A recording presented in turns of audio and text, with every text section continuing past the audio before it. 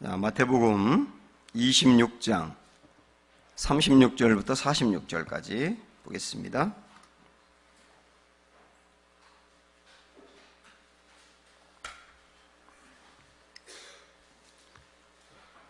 마태복음 26장 36절부터 46절 말씀. 이에 예수께서 제자들과 함께 겟세마네라 하는 곳에 이르러 제자들에게 이르시되 내가 저기 가서 기도할 동안에 너희는 여기 앉아 있으라 하시고,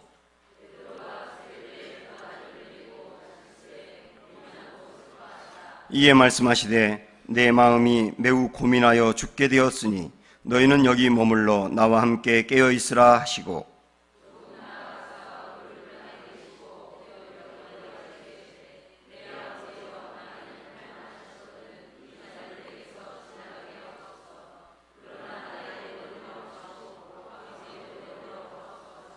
제자들에게 오사 그 자는 것을 보시고 베드로에게 말씀하시되 너희가 나와 함께 1시간도 이렇게 깨어 있을 수 없더냐.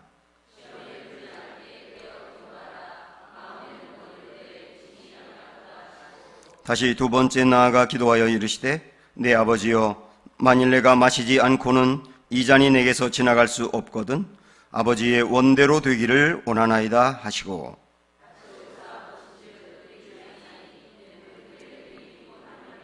또 그들을 두시고 나아가 세 번째 같은 말씀으로 기도하신 후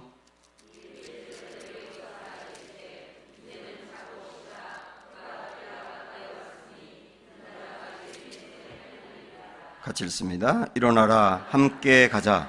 보라, 나를 파는 자가 가까이 왔느니라. 아멘.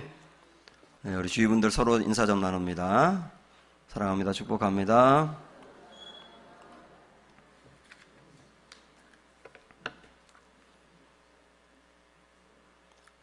네, 오늘 우리 읽은 말씀도 워낙 유명한데, 우리 예수님이 잡히시기 전에 겟세마네 동산에서 마지막 기도를 하셨잖아요.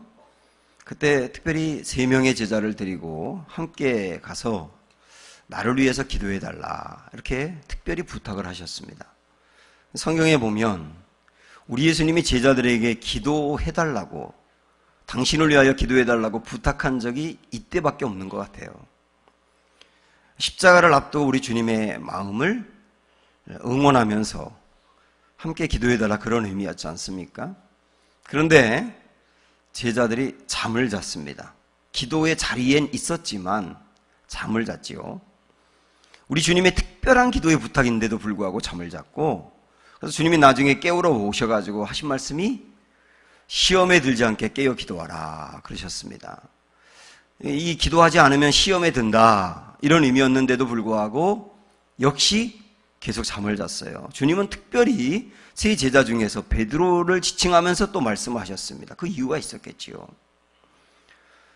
결국 그래서 3번이나 연거푸 기도해야 될 시간에 기도하지 않냐고 자는 그 제자들을 깨우면서 이젠 데리고 나가셔야 되는데, 그 이후에 베드로가 예수님을 팔면서 정말 시험에 들어 넘어지는 장면이 또 이어지게 됩니다. 이 말씀 우리가 이제 생각을 하면서, 이 말씀 중에 우리 예수님이 너희가 좀 피곤하구나 이렇게 이해를 하시면서도 그 다음에 하셨던 말씀이 뭐냐면 너희가 마음은 원이로되 육신이 약하구나, 이런 말씀하신 거예요. 이 말씀을 두고 우리가 기도를 해야 되는데 내 마음은 원인데 육신이 약해서요, 우리 참 많이 인용하지 않습니까? 이 말씀 되게 좋아하고. 그래서 내가 마음은 기도해야 되는지 아는데 좀 육신이 바빠서요, 육신이 피곤해서요, 이러면서 얘기하는데, 여러분 이 말씀을 잘 생각을 하면 우리 주님이 기도하지 못한 제자들을 이해하고 위로하면서 주신 말씀이 아니에요. 오히려 그 반대로 너희가 마음은 원이라 하더라도 육신이 연약하기 때문에 기도해야 된다는 뜻이에요. 내 마음으로는 얼마든지 주님의 일을 할 수 있을 것 같고 얼마든지 자신감이 있을 것 같고, 그렇지만 그러나 우리의 육신은 약한 거다. 그래서 내 마음에 원하는 대로 될 수 없는 거다. 내 마음으로는 얼마든지 주님의 일을 할 자신감이 있지만 그 자신감 같은 거로 주님의 일을 할 수 있는 게 아니다. 그러니까 기도하지 않으면 안 된다, 이런 말씀이거든요. 이 의미는. 그래서 기도를 해야 될 당위성을 말씀하신 거예요. 우리는 오늘 이 말씀을 좀 보면서, 이 말씀을 보면서 베드로가 갖고 있는 이 자신감으로는 주님의 일을 할 수 없다. 그래서 기도가 얼마나 중요한지, 또 기도하지 않을 때 어떻게 되는지, 이런 문제들을 같이 좀 연결해 보려고 합니다. 베드로는 정말 자신감이 있었거든요.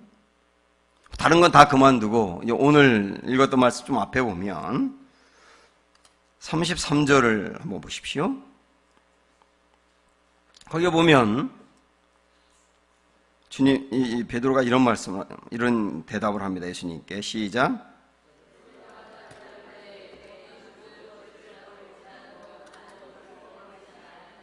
네, 다 주님을 버릴지라도 나는 주님 버리지 않고 옥에 가는 데까지도 함께 가겠다. 분명히 그렇게 얘기했지 않습니까? 이 자신감이거든요. 그리고 베드로는 정말 그럴 줄 알았어요. 그런데 요것으로는 주님의 일을 못한다는 거예요. 요것으로는. 그래서 우리 주님이 그를 어떻게 이끌어 가시는지, 이게 우리가 말씀을 보겠는데, 이건 오늘 우리 개념으로 말해도 나의 어떤 타고난 열정이라든지 경험이라든지 내가 가지고 있는 지식이라든지 능력이라든지 자신감이라든지 이런 것으로는 세상 일은 어떨지 몰라도 주님의 일은 못한다는 거. 그래서 이 사람이 어떻게 다듬어져야 되는지를 우리가 좀 같이 보려고 합니다. 그래서 제가 이 말씀을 준비하다가 한 구절의 말씀을 좀 더 봐야 되겠다. 그 말씀하고 이 오늘 말씀하고 연동해서 봐야 되겠다는 생각이 들었는데, 누가복음 22장으로 한번 가보십시오. 31절부터 34절까지 봅니다. 누가복음 22장 31절부터 34절.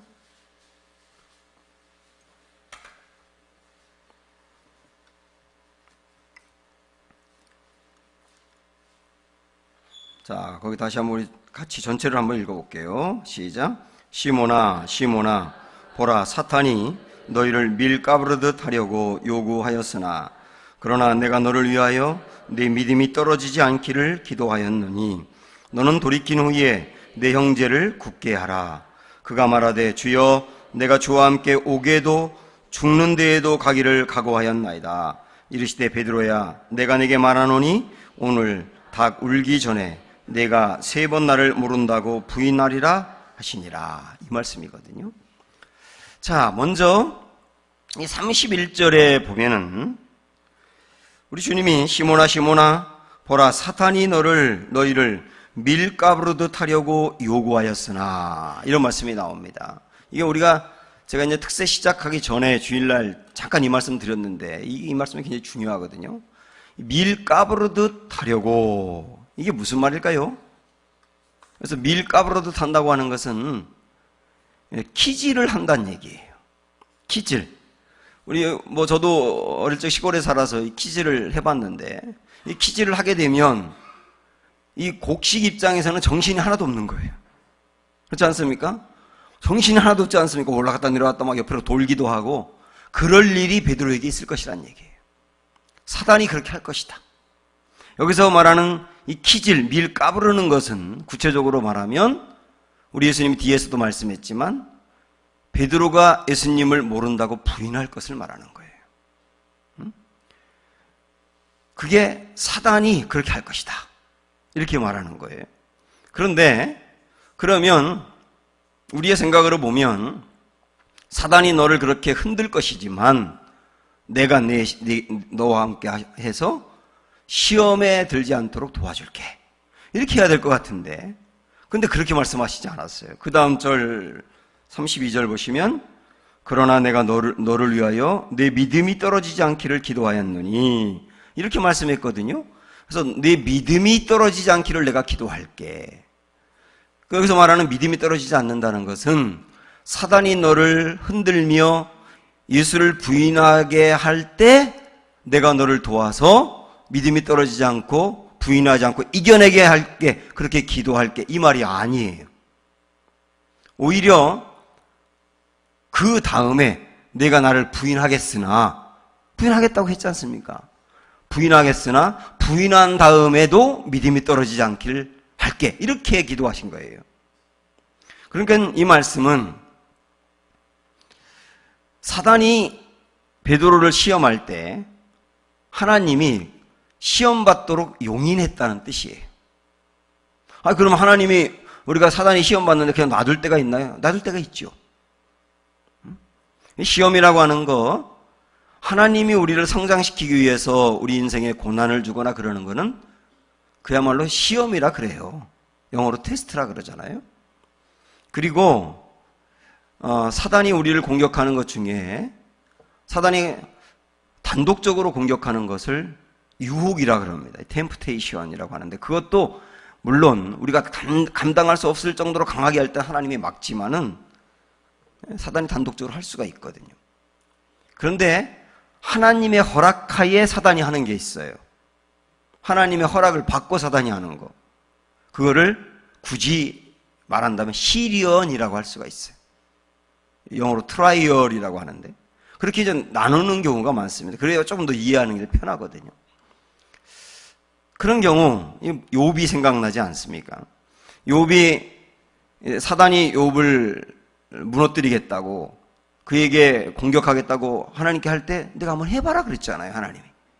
이게 이제 욥에게 트라이얼이라고 하는 시련이 왔던 거거든요. 그런 것처럼 베드로도 사단이 밀가부르듯 할 때 하나님이 용인했다는 뜻이에요. 그냥 놔뒀다는 겁니다. 그래서 사단이 이제 베드로를 넘어뜨렸고 베드로는 진짜 넘어지게 된 거죠. 왜 용인을 했느냐? 아니, 우리도 사단이 시험 당할 때 하나님 딱딱 막아주면 뒤에 안 넘어지는데 하나님이 그냥 놔둘 수 있다는 얘기 아닙니까? 그렇잖아요? 놔둘 수 있다는 얘기죠. 하나님은 우리를 리모컨처럼 조정해가지고 그렇게 이끌어 가시는 분이 아니에요. 우리에게 자유롭게 선택할 수 있도록 해주고 그걸 통하여 경험하게 해주는 부분도 많습니다. 그래서 탕자가 집을 나가려고 할 때 아버지가 끝까지 막지 않고 돈을 주어 그냥 내보내잖아요. 처절하게 깨닫고 실패하고 돌아왔을 때 변한다는 얘기죠. 이처럼 하나님이 용인할 때가 있단 말입니다. 시험도 용인할 때가. 왜냐하면 지금 이 베드로는 굉장히 열정이 많고 자신감이 많지만 이것으로는 주님 일 못하는 거예요. 앞으로 주님 일 계속 감당할 사람인데 이 모습으로는 안 된다. 그래서 주님이 시험을 받도록 용인함으로 인하여 다듬고 싶은 거예요. 그래서 우리 가운데도 하나님이 때로는 고난이라고 하는 것도 용인할 수가 있고 죄에 넘어지는 것도 용인할 수가 있는 거예요. 그러면 우리가 여기서 갖는 질문이 하나가 뭐냐면, 아니, 자신감 있는 게 그렇게 좋지 않아요? 하나님의 일을 할 때. 근데 그 자신감이 꼭 그렇게 무너져야 되나요? 아니, 열정 있는 게 좋지 않나요? 열정이 없는 것보다 훨씬 좋잖아요? 근데 그게 무너져야 되느냐요? 이렇게 이제 질문이 생길 수 있지 않습니까? 베드로가 분명히 자신감이 있었는데 이 자신감은 기질로 타고난 자신감인 거예요. 그의 기질 자체가 자신감이 있다고요. 그래서 열정이 있었던 거고요. 다른 제자와 달랐던 거예요. 그래서 예수님이 잡힐 때도 그 기질이 워낙 뜨겁고 열정적인 사람이기 때문에 예수님을 잡으려고 하는 병정인 말고라는 사람의 길을 잘랐던 거예요. 이게 전부 다 기질에서 나온 열심이라는 겁니다. 그러니까 저도 목회하면서 보면 저 자신도 그랬고 많은 성도들을 보면서 굉장히 뜨겁게 열심히 일하고 헌신하고 그러는데 이게 타고난 기질로 열심인 사람들이 있어요. 근데 이런 모습으로는 주님 일 하다 실패하고 맙니다. 베드로도 타고난 이 자신감으로 나 주님 절대로 버리지 않아요. 제가 옥에 가는 데까지 가더라도 전 주님 지킬 자신 있습니다. 그러나 그날 넘어졌지 않습니까? 그날. 그 다음 날도 아니에요. 그날. 이 자신감으로는 안 된다는 거예요.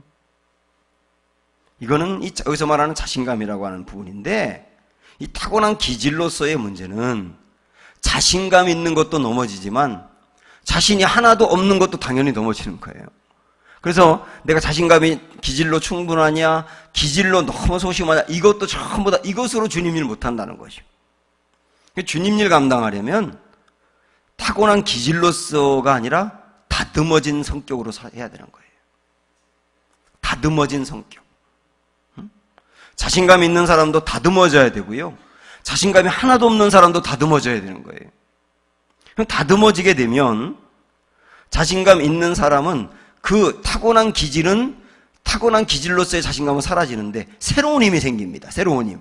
그 힘이 뭐냐면 겸손에서 나오는 힘이에요. 겸손에서 나오는 힘. 나 할 수 있어. 다른 사람 못해도 난 할 수 있어. 이런 게 아니라 저는 잘 못하지만 하나님 의지해서 해볼게요.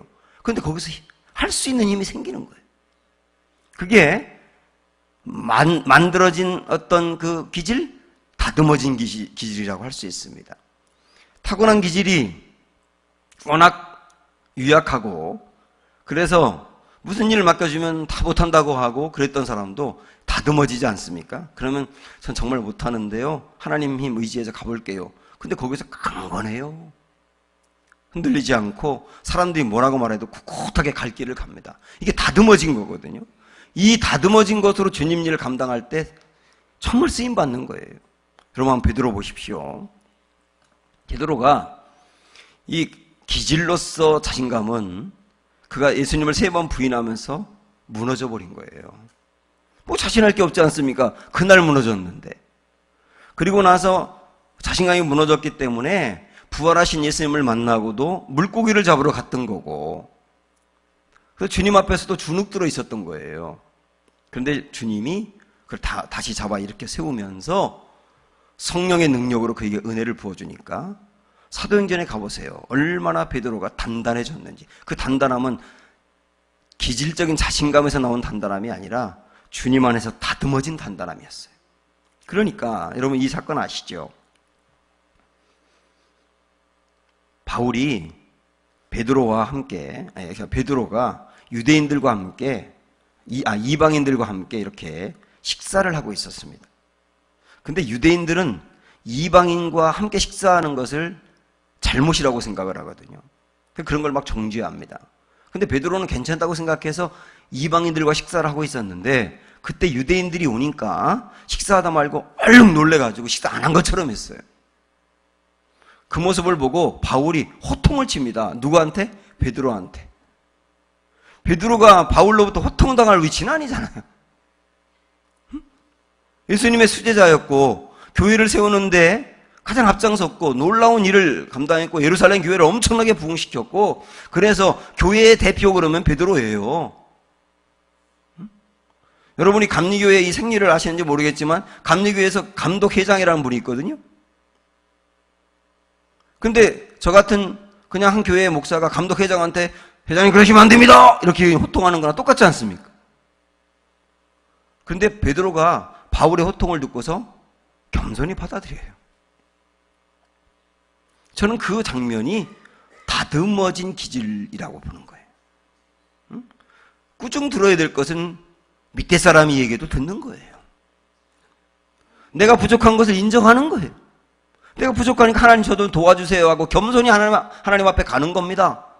그러면서 절대로 다른 사람을 판단하거나 정죄하지 않아요. 왜? 나눠 넘어졌는데 뭘 판단을 해? 근데 넘어지기 전에는 자기가 너무 강하니까 다른 사람 판단한단 말이에요. 근데 자기도 넘어져 버리니까 판단할 게 없는 거예요. 오히려 세우는 사람이 되는 거예요. 세우는 사람, 다른 사람을 막 세우는 사람. 이게 새로 만들어진 힘이라고 하는 거예요. 이게 얼마나 이게 강건합니까, 여러분? 이 힘은 잘 넘어지진 않아요. 주님은 앞으로 주님 일을 평생 감당해야 될 베드로가 타고난 기질로서는 그 일을 감당할 수 없기 때문에 그를 용인한 거예요. 시험에 넘어지도록 용인하고 그 다음에 끌어내서 다시 강한 힘을 불어넣어서 주님 일을 흔들리지 않고 감당하게 했다는 거. 이게 주님의 방법이라는 거예요. 모세도 그렇지 않습니까? 모세도 40살에 내가 이 민족으로 해야 내 인생 바치겠다. 편안하고 안락한 왕궁의 생활을 포기하고 고난의 길로 접어들었습니다. 얼마나 놀라운 결단입니까? 어렵게 살기로 결단했으니까요. 그 결단 자체는 참 아름다웠지만 그러나 실패하잖아요. 왜 그런지 아세요? 기질로서의 열정이었기 때문에 그래요. 기질로서의 열정. 하나님이 그를 실패하도록 놔두고 그 다음에 끌어내서 광야에서 40년을 훈련시킨 것은 타고난 기질을 죽이고 하나님이 그 기질을 다듬어 주신 거라고 볼 수 있어요. 원체 강한 사람이니까 40년이 필요했는지도 몰라요. 그러나 다듬어진 다음에 80세가 되었을 때는 40세의 모세에 비해서 자신감이 없어요. 하나님이 너 가라 그러는데 계속 핑계대면서 안 가지 않습니까? 그리고 80세가 된 모세는 어려운 일을 만나기만 하면 자기 방법 하나도 안 써요. 그냥 기도만 하는 거예요. 홍해 만나면 기도해요. 물 없다고 원망하면 기도해요. 먹을 게 없다고 원망하면 기도해요. 백성들과 잘 싸우지도 않아요. 그냥 기도하는 거예요. 그러니까 40세의 모세를 보면 아주 강한 사람인데 80세의 모세를 보면 유약해 보인다고요. 그런데 여러분 결론적으로 보십시오. 40세의 모세는 실패했으나 80세의 모세는 결국 이스라엘 백성들을 끌고 가지 않습니까? 누가 뭐라고 말해도 흔들리지 않아요. 그러면서 겸손하게 주님의 일을 감당합니다. 이게 다듬어진 기질로서 나오는 새로운 힘이라는 거예요. 주님은 그 일로 우리가 주님의 일을 감당할 수 있다는 거죠. 그래서 때로는 실패하게 용인한다. 죄에 넘어지도록 허락하기도 한다. 그러나 끌어내기 위해서, 그를 다듬어내기 위해서 하나님 반드시 하시는 방법이 뭔지 아세요? 실패하도록 용인하기도 하지만 실패한 다음에는 선용을 하시는 거예요. 이게 은혜입니다. 선용을 하신다. 선용을 한다는 말은 실패한 그 사람의 실패까지도 결국은 의로운 일을 이루기 위한 도구로 쓰신다는 얘기예요. 합력하여 선을 이루느니라 하는 말씀처럼 사단의 시험까지도 하나님의 일을 이루시는 도구로 쓰시는 지혜로우신 하나님을 볼 수 있는 겁니다. 사랑하는 여러분, 그래서 우리 때로 넘어질 수 있지만은 하나님이 그것을 그냥 둘 때도 있지만 그 실패했다고 좌절하지 마시고 그 안에서 그 실패까지도 선용해 가시는 하나님을 반드시 만나시기를 소망합니다. 어떤 방법으로 하나님 나를 이끌어 가시는지를 보셔야 돼요. 존 비비어 목사님이 쓴 한 책에 보면 이런 얘기를 소개합니다. 비비어가 젊은이 사역을 할 때 그 젊은이들 중에 14살 먹은 아이가 있었는데 다른 아이에 비교할 수 없을 정도로 탁월했다는 거예요. 그래서 이 아이가 14살 때부터 아주 성적도 좋고 운동도 잘하고 성격도 좋고 그래서 인간관계도 좋고 인기가 그렇게 많고 심지어는 14살 먹은 아이가 하루에 기도를 4시간 했다는 거예요. 그리고 어디를 봐도 흠이 잘 안 보이더라는 겁니다. 그래서 목사님이 이 아이를 너무나 예뻐해서 자주 교제를 했는데 이 아이하고 대화를 하다가 딱 느낀 한 가지 걱정거리가 있었대. 그게 뭐냐면 너무 자신감이 강하다. 모든 면에서 다른 아이에 비교할 수 없을 정도로 완벽하다 보니까 매사에 목사님 저는 할 수 있어요. 제가 해볼게요. 그런 부분이 이 아이에게 있다는 걸 보고 걱정이 되는 거예요. 근데 뭐라고 얘기할 기회를 찾다 얘기를 못한 겁니다. 그 다음에 몇 번의 어떤 어려움들이 있었는데 워낙 아이가 강하다 보니까 10대 아이가 어려움들을 탁탁 이기고 나가는 거예요. 그러다 급기야 18살이 되었을 때 아버지가 병을 앓다가 돌아가십니다. 이 아이가 아버지를 굉장히 좋아했는데 그런데 그 불행이 겹쳐서 아버지가 장례식을 치르는 날 가장 친한 친구가 또 죽어요. 그래서 졸지에 사랑하는 두 사람을 보내게 된 거예요. 그리고도 얘가 힘들어 버티려고 하는데 한 달이 지난 다음에 또 친한 친구 2명이 교통사고로 죽어요. 그래서 있을 수 없는 일이 한 달 사이에 일어나게 된 거예요. 그러면서 이 아이가 완전히 절망해가지고 하나님을 떠납니다. 이런 하나님은 없다. 있어도 나쁜 분이다. 이러면서 막 떠나요. 그리고 1년 동안 나쁜 친구들과 어울리면서 심하게 방탕하게 삽니다. 일부러 막 술에 빠져 살고 여자에 빠져 살면서 아무것도 안 하고 죄를 짓고 다니고.